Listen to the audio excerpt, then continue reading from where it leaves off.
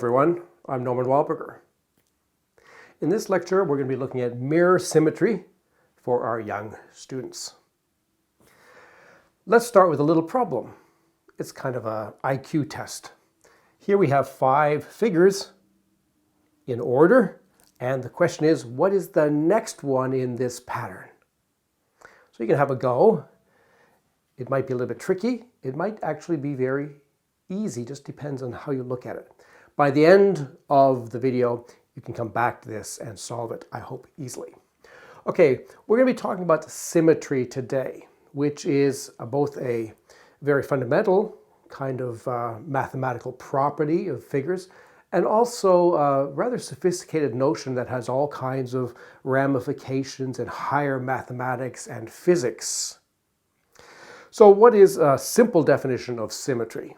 Well, according to dictionary.com, it's the correspondence in size, form, and arrangement of parts on opposite sides of a plane, line, or point. That's quite of a nice definition, I think. We're going to be talking about symmetry today in a very simple kind of situation relating to the regular tilings that we had a look at in our last video. So let's review the regular tilings. There are 3 of them that we talked about. Here they are right here. The regular tiling formed by a square and repeats of that square in a basically kind of a checkerboard pattern, or that basically just of a piece of graph paper. And then this more complicated one where the standard tile is an equilateral triangle, like that one there. And it's repeated again. Now there's sort of 3 families of equally spaced parallel lines that create this pattern.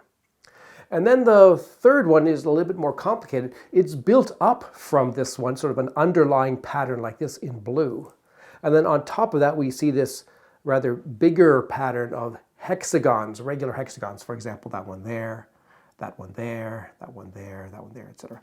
Now, each one of these pictures that I've shown you is really just part of a bigger picture, okay? So it's not that the picture just extends to here and doesn't keep going. It rather extends in all directions in the obvious way, okay? So we have to keep that in mind with all of these things, that these are patterns that can be extended. So I could extend the lines and create a bigger pattern, and if I had more room and patience, I could expand that by going beyond this whiteboard and having a big space. Sometimes mathematicians like to talk about tiling all of the plane, but I'm a little bit skeptical or maybe nervous about making such grand pronouncements. We're not really in possession of all of the plane. It's an ideal object that actually doesn't correspond so easily with physical reality. And so it's safer to restrict our attention to the things that we can actually write down explicitly and concretely demonstrate. Okay?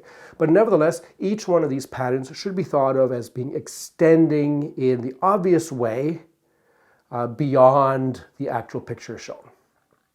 Now today we're going to be looking at the symmetries of these patterns. Each one of these patterns has actually quite a lot of symmetry, a rich symmetry. And these symmetries include different kinds. Translation symmetry, where we kind of just move everything in a certain direction. Rotational symmetry, where we fix a center and kind of rotate around that center. And reflection symmetries, where we typically choose a line and reflect about that line, or sometimes also choose a point and reflect about a point. Now, one of my jobs as a pure mathematician is to explain to, say, primary school teachers and parents of students, not just sort of, what is kind of useful knowledge in an area, but also to sort of prioritize things and to tell you, which of these various topics is perhaps more important than the other ones. This is a good example. So I'm going to tell you that the most important of these 3 kinds of symmetries are the reflection symmetries. They are the most fundamental and the most important kinds of symmetries. That's a good thing to keep in mind even when you go to higher mathematics and more sophisticated things. In fact, you can sort of see that if you go back to the definition that I showed you. The definition really captures more the reflection symmetry. So that's a reflection of the importance of these reflections. We're going to be concentrating on reflections today. So reflection symmetry can also be referred to as mirror symmetry. That makes it a little bit more directly connecting with the familiar aspect of looking in a mirror and seeing another copy of yourself or whatever you might be holding. Okay, so what is reflection or mirror symmetry? Well, it's a kind of phenomenon that occurs. It's a property of a diagram or a configuration.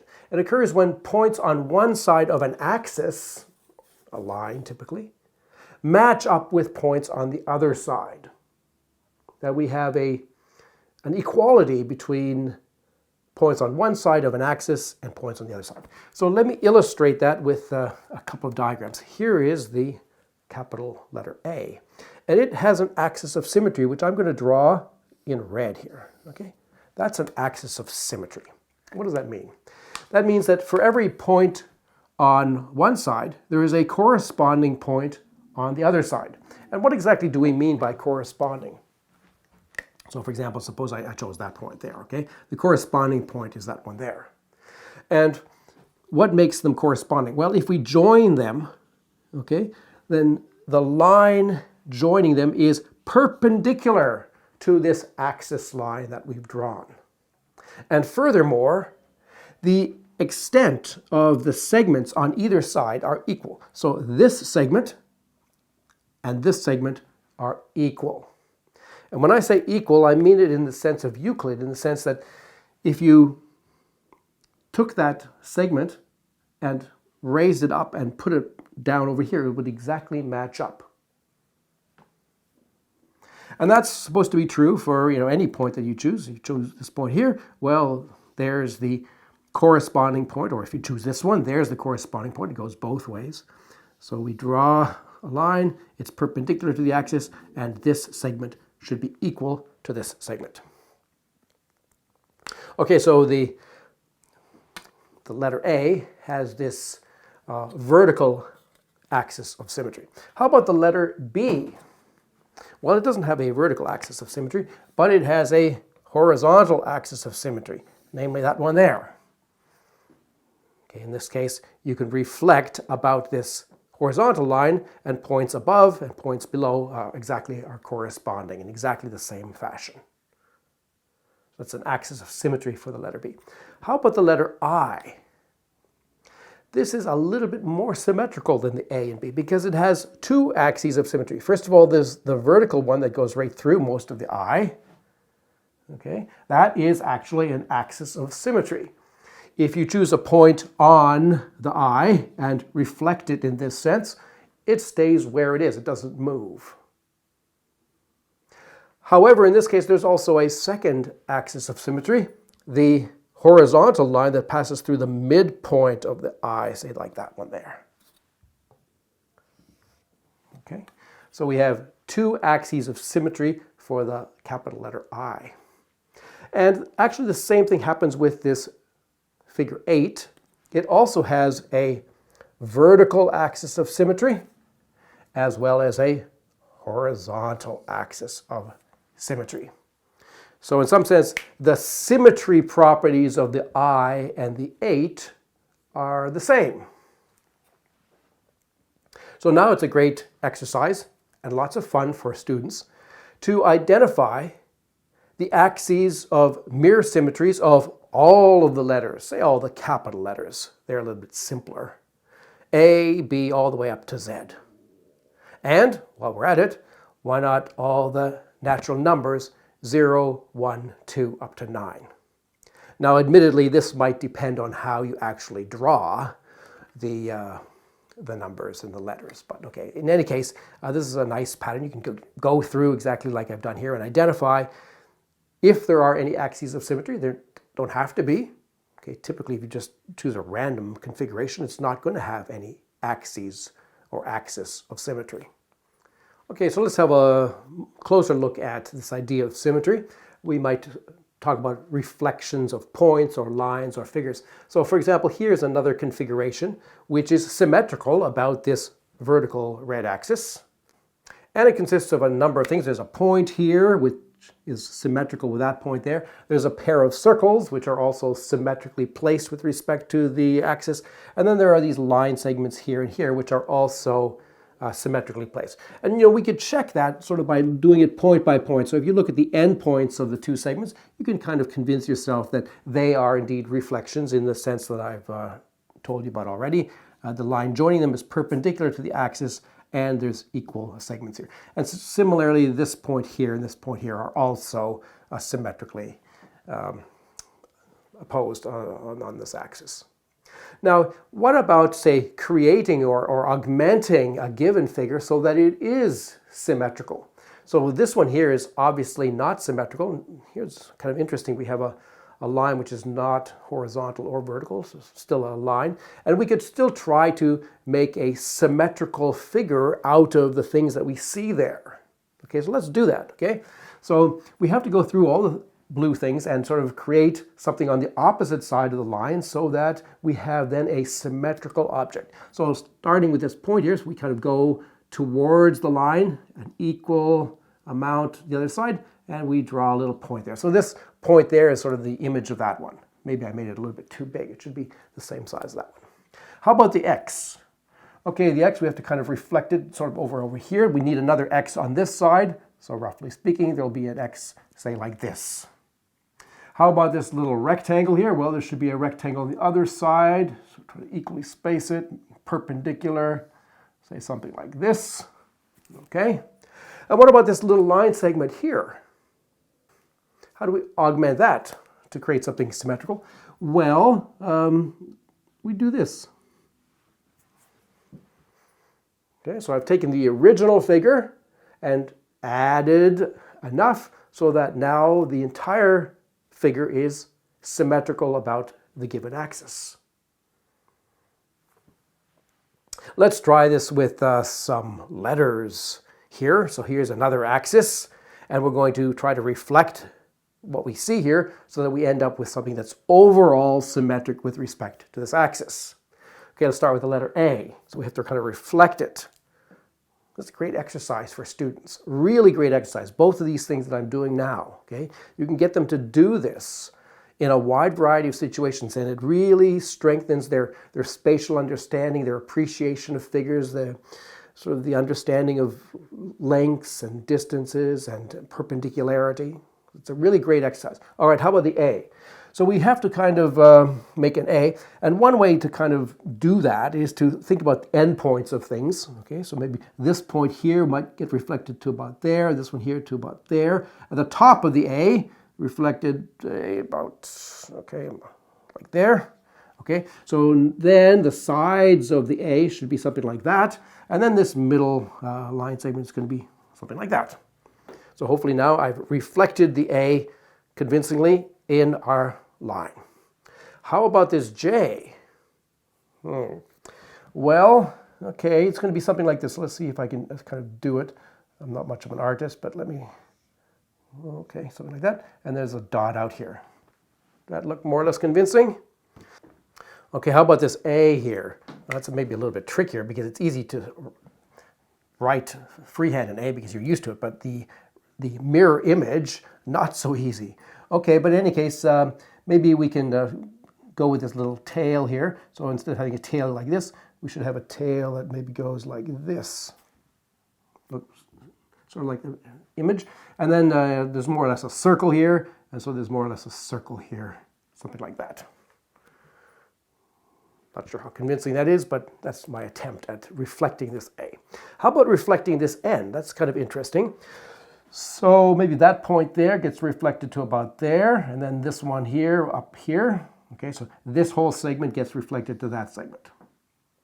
And what about this segment here? So that part there is sort of at the same level, so it should be about there. That's at the same level there, so that should be like that. What about this middle one? Okay, well, it's going from the bottom here, which corresponds to the top here, to the top of this one, which corresponds to the bottom of that one. So it's actually like this.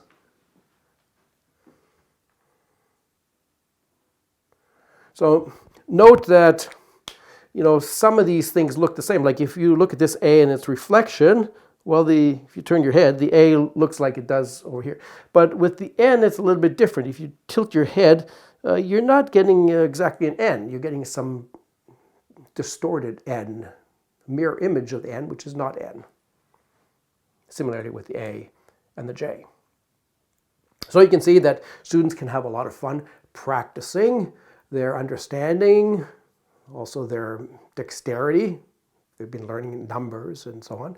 They can practice their printing or writing skills in this kind of interesting mathematical framework of reflections. All right, this is fun, so let's do a little bit more. Some more examples of creating symmetrical figures by having something together with a line of symmetry. So we want to make sure that the line of symmetry really is a line of symmetry. So how about this thing here? Well, let me just do it, and you can see how successful I am. So that line sort of more or less corresponded. I've reflected that line. Now I have to reflect this rectangle, which is sort of like this, I think. Something like that. That look more or less symmetrical? Okay, how about this? Some kind of S shape, but it's a little bit different. So I'm going to kind of do something equal, but sort of corresponding on the other side. Okay, so I should start there and come around like this. Well, I should be further away, I think, shouldn't I? Let me do that a little bit further away. Whoops. Okay. So I want to come around about that. Okay, so let me do it like this. Okay.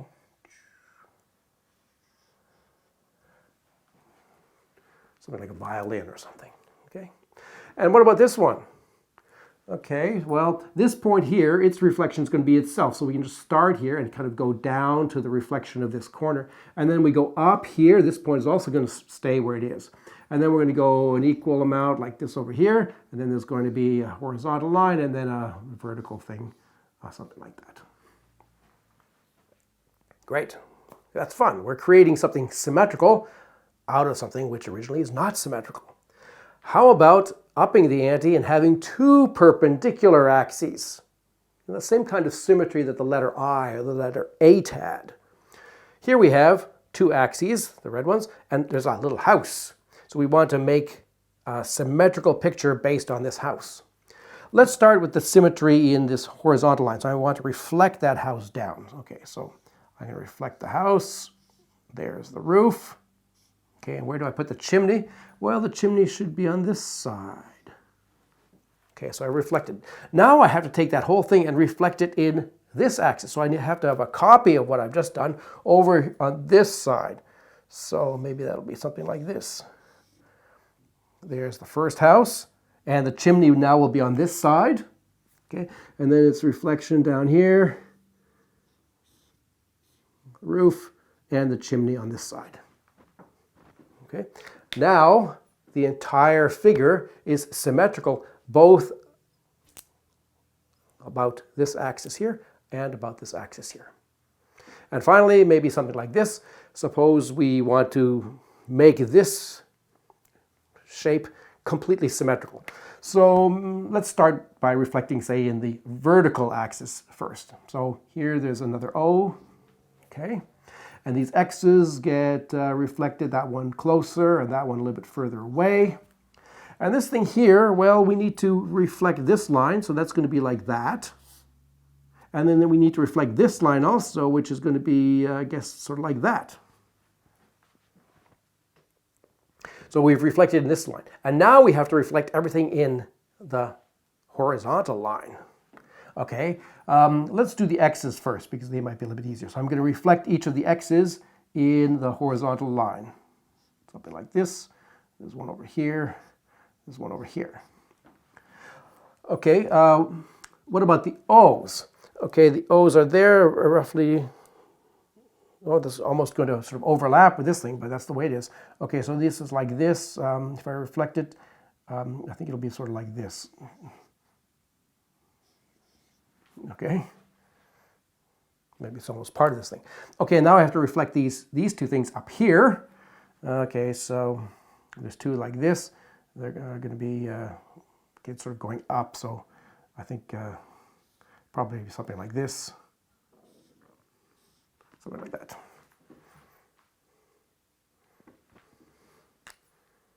So you can see that there's quite a scope here for almost some artistic skill, along with an understanding of what we actually have here and the various relationships between things, what's to the left, what's to the right, and what happens to properties of figures when we reflect them in an axis.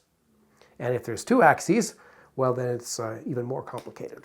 Okay, so great. So your young people are getting expert at creating symmetrical figures around some axes.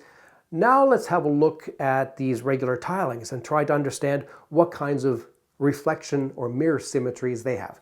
And a good place to do that to start with is to look at the tiles themselves, the square, the equilateral triangle, the regular hexagon, and determine what reflection or mirror symmetries each of those has.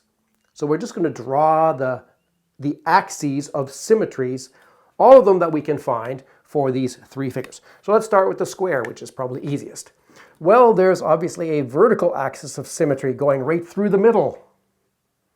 And obviously there's going to be a horizontal one as well. So we have two axes of symmetry.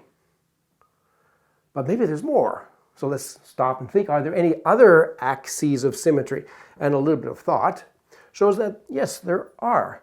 This kind of diagonal line that goes through the opposite corners is also a line of symmetry of the square, an axis of symmetry.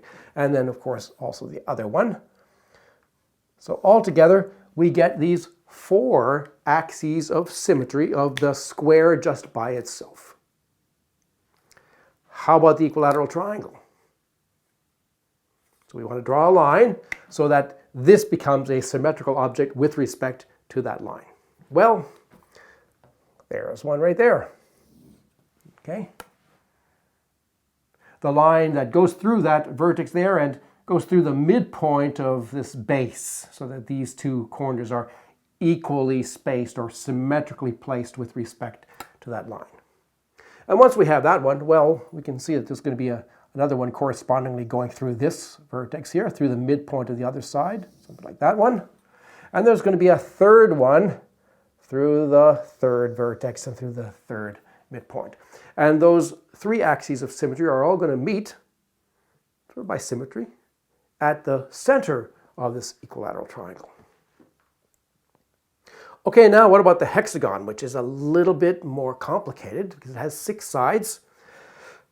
Axes of symmetry. Well, how about a vertical one? I guess we can all see that one. There's an axis of symmetry. And that axis of symmetry is going through the midpoints of these opposite sides. So we could also sort of do the same thing with these opposite sides. There should be a line of symmetry through the midpoints there. And similarly, these opposite sides here, another one through the midpoints of those sides. So there are 3 axes of symmetry of that kind. Are there any other kinds? Well, what about this one here through the sort of opposite corners or vertices? Say this one right here. Is that a line of symmetry? Yeah, that one there matches up with that one there matches up with that one there. That's also an axis of symmetry. And there's going to be 2 more such, basically joining the opposite vertices. Cool. So how many altogether do we have? Well, I've drawn 3 first and then 3 later. So there's altogether 6 lines of symmetry for the hexagon. 3 lines of symmetry for the equilateral triangle and 4 lines of symmetry for the square. That's a pleasing kind of story, right? Because the square has 4 sides and the triangle has 3 sides and the hexagon has 6 sides. Great. So in some sense, the hexagon is the most symmetrical of these 3 fundamental shapes. Okay, so now we get to the main point. The symmetries of the regular tilings that we started out talking about. Okay, these very symmetrical patterns. And we're interested in the reflection or mirror symmetries that they have. So what we've just done with the symmetries of the tiles is a good precursor. It's a good starting point, but we'll see that we have to go a little bit further Now this is a great exercise if you've taken your young person and gone through what I've already described, so they have some understanding for the symmetries of the square, the equilateral triangle, and the hexagon. So it's great now to sort of go up one level to this situation and get them to figure it out. Okay, you don't have to tell them what it is. Explore, ask for suggestions, see if anybody can think of some new kind of axis that we haven't gotten before. So let's start with the square. So we want to find all the lines of symmetry for reflection or mirror symmetry of this entire pattern, this square pattern that, conceivably extends in all directions. We're only seeing some little piece of it here. Okay, there's a central square in our view of it, so probably we should start by thinking about the symmetries of the square and asking, are those symmetries of the whole thing? So remember, there was a kind of a vertical line through the center of that square. And we can ask, well, is that really a line of symmetry of the entire pattern, not just of the central square? And it's pretty clear that it is, right? The entire pattern is symmetrical about that vertical line. And that then will be true also of this horizontal line of symmetry of that central square, and also these two diagonal lines of the central square. Each of those four lines is an axis of symmetry, not of just the square, but in fact of the entire pattern. And it's worth to explore that, just make sure that the students understand that. They can see that. The thing is symmetrical. The whole pattern is symmetrical about that diagonal line. And now you can ask them, well, are there any other lines of symmetry? And hopefully they'll be able to say, well, look, you just chose that square. You could have chosen any of the squares because the whole thing is, going on in all directions. So you could have chosen that square. If you had chosen that square, then you would have gotten correspondingly another set of things, like, for example, first of all, the vertical one, and then the horizontal one. But the horizontal one we've already got. Okay? And of this square, then there's also the diagonal ones, which we haven't got, so we could draw them in as well. That one and that one.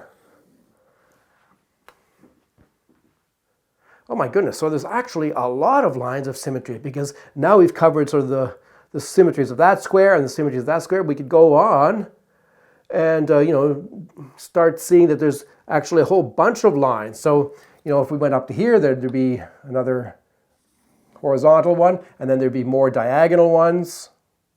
So we're going to get this pattern of lines. Just let me flush out that pattern a little bit. Okay, and then there'll be ones in this direction also.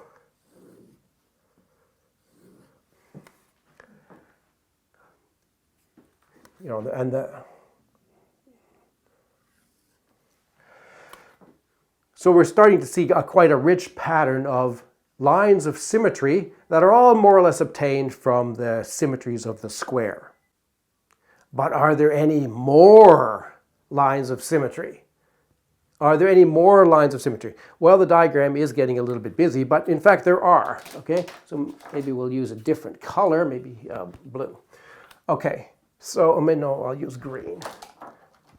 Okay, so there are some other lines of symmetry of the black original pattern. And what are they? Well, the actual lines of the grid are themselves axes of symmetry. So that green line, for example, is a line of symmetry of the pattern of black squares.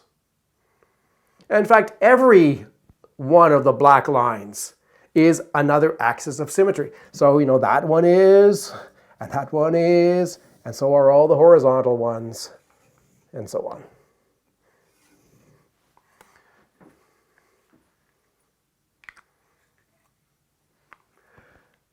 And that's a very rich story, if a little bit complicated. But if you go through it slowly, I think you can get the kids to appreciate this. It's a very rich object, this regular tiling of squares. Okay, so, now we can ask the same kind of question for the equilateral triangle. Let me go a little bit faster. So we could start with say that central triangle there, and it has the kinds of symmetries of the regular triangle that we've already talked about. So lines like this, the vertical one, and that one there. Whoa. Like that. And then you could repeat that one. Okay, you could repeat that one in all the other triangles, even the upside down triangles. Okay, so for example, if we did it for this triangle here, then we would get that vertical line there, and then also that vertical, that line there, and we've already got the other one. Okay, so there'd be quite a lot of them of this kind. And what about, additional ones? Well, what about the actual lines themselves? So that black line there, is that a line of symmetry of the entire thing? Well, it is. All right, so maybe I'll do it in green. So for example, this line there is also a line of symmetry of the original black story. And so, in fact, all of the black lines are also lines of symmetry. So all the red lines and all the black lines, very rich family of symmetries. Okay, and then we get to the regular hexagon. And the story is similar there. So what we're going to see is, say if we have this central hexagon to start with, it had, remember, 6 lines of symmetry. Each of those lines of symmetry is going to be a line of symmetry of the entire configuration. So there were 3 like this, through midpoints of the opposite sides. And then there were the actual lines through the opposite vertices, which are actually just the blue lines, so maybe I won't repeat them, okay? The blue lines are already there. They are also axes of symmetry of the entire thing. And are there any more? Well, there's also lines that are corresponding to the sides of the story, like that side there. That will also be a line of symmetry, but it's actually already a blue line, so it really already is part of the diagram. So the effect is that we have to augment the underlying pattern of blue lines with another pattern, a superimposed pattern of red lines, obtained by doing this construction for all the hexagons everywhere. So there's quite a few more, for example, like this one. So for this hexagon here, we have to include this one as well as this one. All right, so there's a nice pattern of red lines together with the underlying pattern of blue lines, gives us all the lines of symmetry of this object. Now that's quite an advanced story, quite sophisticated. Some care has to be taken for sure. It's a little bit, it involves some bookkeeping and some organization. And that's part of mathematics, to organize things and then to look at it and to check and to verify that the things that we actually have are lines of symmetry and that there aren't any other ones that we've forgotten about, that we haven't included. In our next video, I want to talk about another aspect of the symmetries of these 3 tilings that we get when we consider colorings of the underlying patterns, like a checkerboard kind of coloring. So I hope you'll join me for that. I'm Norman Wahlberger. Thanks for listening.